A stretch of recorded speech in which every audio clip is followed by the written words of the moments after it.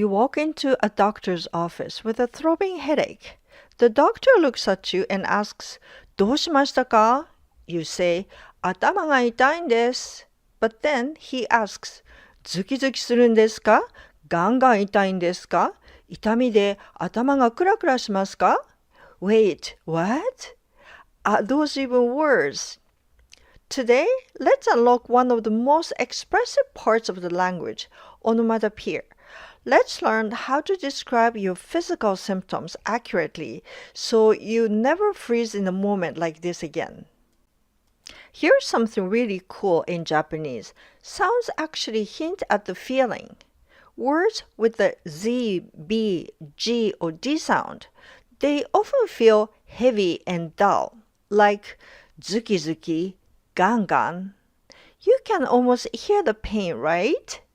On the other hand, the K sound is associated with dryness and hardness, like kara-kara. Do you feel the dryness? Let's take a look at physical conditions where these sound patterns show up frequently. When you get chills, a very common expression is zoku-zoku shimasu. This repetition, zoku, zoku, really gives the feeling that the chills are continuing or spreading through your body. If you change it to zokutto shimasu, it feels different. That version suggests a sudden, intermittent chill, like a quick shiver that comes and goes. You might also hear hiatto shimasu. Compared to zokutto shimasu, this sounds milder and less intense. And it's not just for physical cold. You can also use it when you suddenly feel a chill from fear or surprise, like a cold sweat moment. Now, when it comes to actually shaking from the cold, a classic one is buru-buru furuemasu. Buru-buru describes the shivering, and furuemasu means to shake. Sometimes you will hear buru-buru shimasu, but in most cases, it naturally pairs with furueru. Another one is gata-gata. You might have heard this used for things like a train making a rattling noise. That's because gata-gata describes a rattling sound in general, but when it's used for shivering, it means that your whole body is shaking so much that your teeth are chattering. Now, when your body feels hot from fever, you can say kakkashimasu. This describes that your body is feeling intensely hot, almost like heat is building up inside you. You can use this when you have a fever, but it also works when you're really angry or fired up. Now, compare that with katto shimasu. Notice that it only has one ka. That small difference actually changes the nuance. Katto shimasu describes a certain burst of heat, like when your face suddenly flashes or when anger hits you instantly, while kakkashimasu describes a continuous feeling of intense heat. When you feel dizzy and feel like you're going to faint, you can say kurakura shimasu. This gives the feeling that your head is spinning continuously. And just like before, if it only happens for a moment, you can say kuratto shimasu. That little change from repeating twice to a single beat tells us it's just a quick wave of dizziness. Another useful one is furafura shimasu. This one is a bit broader. It can describe dizziness, but also a general sense of being unsteady or wobbly. So it might be from feeling faint, but it could also be because your legs are weak or you are just physically unstable. You know that moment when your head starts to hurt and it's not just pain, it's throbbing or pounding or suddenly stabbing out of nowhere. When you have a throbbing headache that keeps going, that steady pulsing pain, you say, 頭がズキズキします. If you switch it to ズキッとします, it becomes more intermittent pain that comes and goes. If the pain gets stronger, you can use ズキンズキン. This is basically an intensified version of ズキズキ, heavier, more painful throbbing. And just like before, if you shorten it to a single beat, zukin, it suggests that pain hits in the moment rather than continuing. These expressions aren't just for your head. You can use them for pain in other parts of the body too. But if it gets even worse, you can say ガンガンします. This gives the feeling of your head pounding hard, almost like something is constantly striking it. Then there are expressions like gan and zun.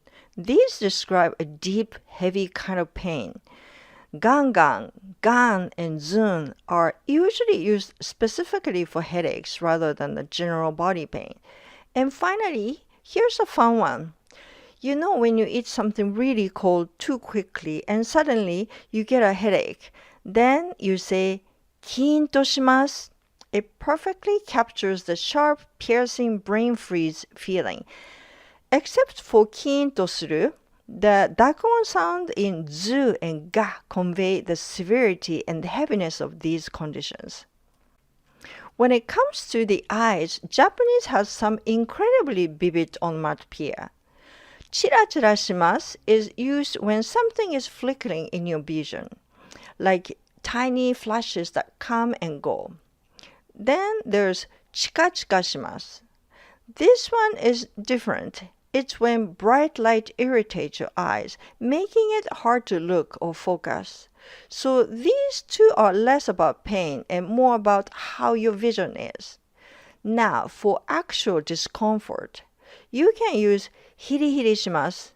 This describes a stinging or burning sensation in your eyes.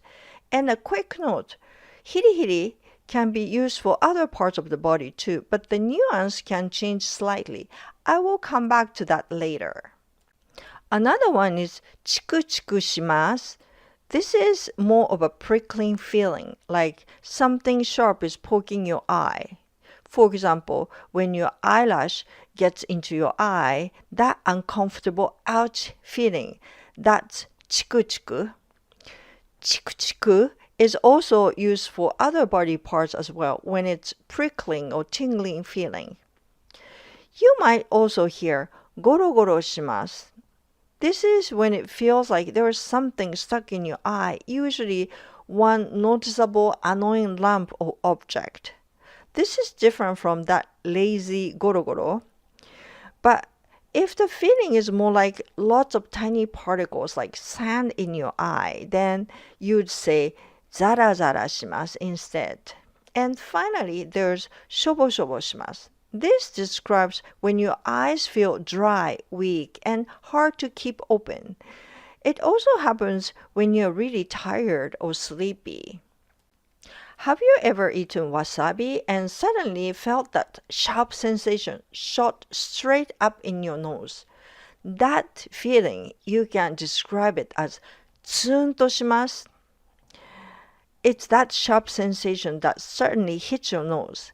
It doesn't have to be wasabi, but get that kind of sensation from strong mint or other scent as well.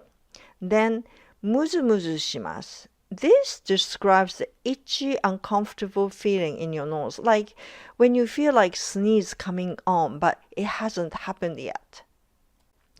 You know that feeling when your throat just doesn't feel right, like itchy or something is stuck there. You describe it as イガイガします.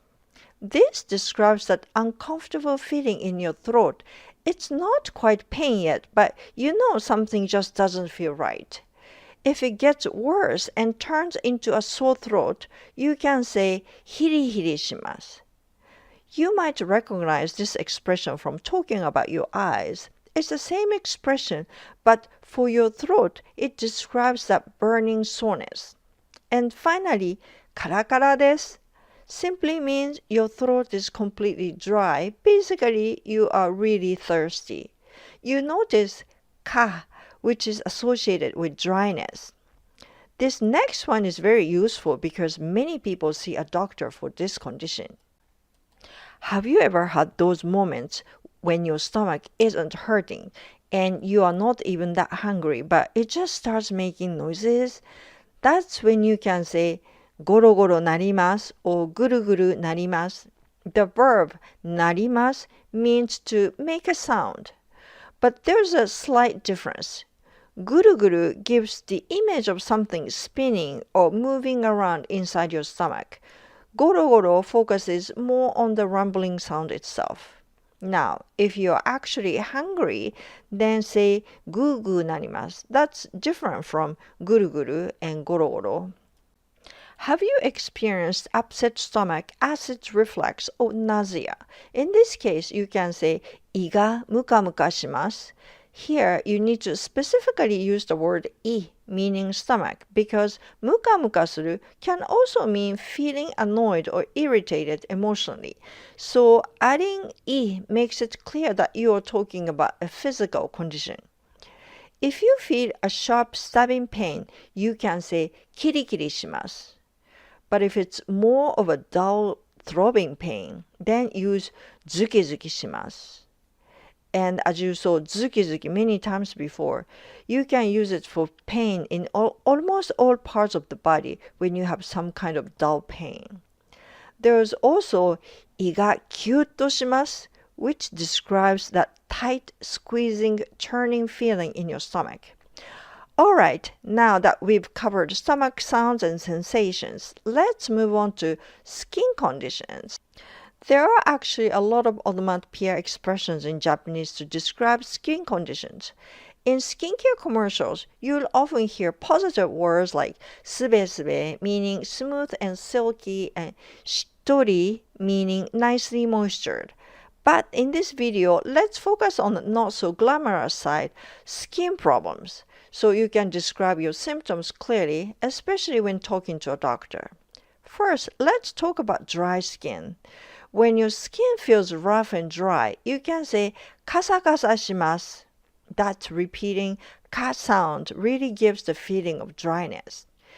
You might also hear pasapasa shimasu. This is similar, but it has more of a flaky, brittle nuance. It's actually used more often for dry, damaged hair, but can apply to skin too.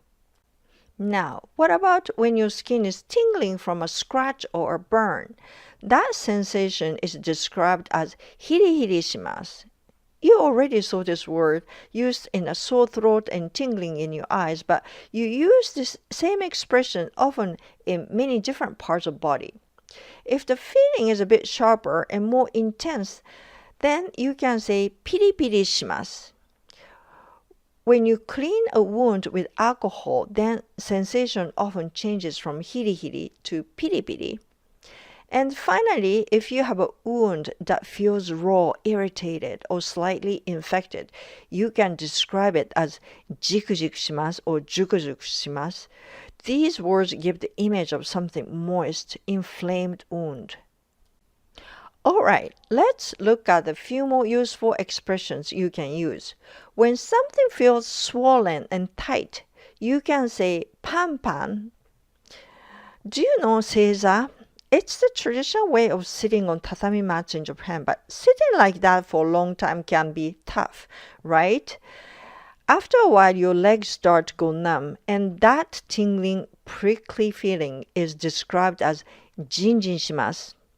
And if your legs feel weak or shaky, you can say 足がガクガクします. This doesn't have to be some medical conditions, but it also happens when you are extremely nervous.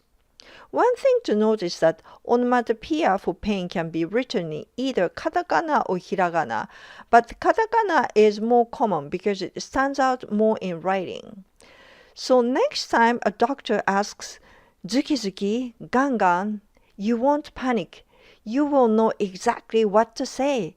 And once you start noticing these words, you will hear them everywhere in Japanese. And if you want to keep improving your Japanese, check out my other videos for more interesting grammar facts and practical tips. Don't forget to like this video and subscribe and turn on notifications so you never miss my new videos. You can also join my daily quizzes in the post section. Check out my Udemy courses for Japanese learning as well. Links are in the description below. Thank you for watching.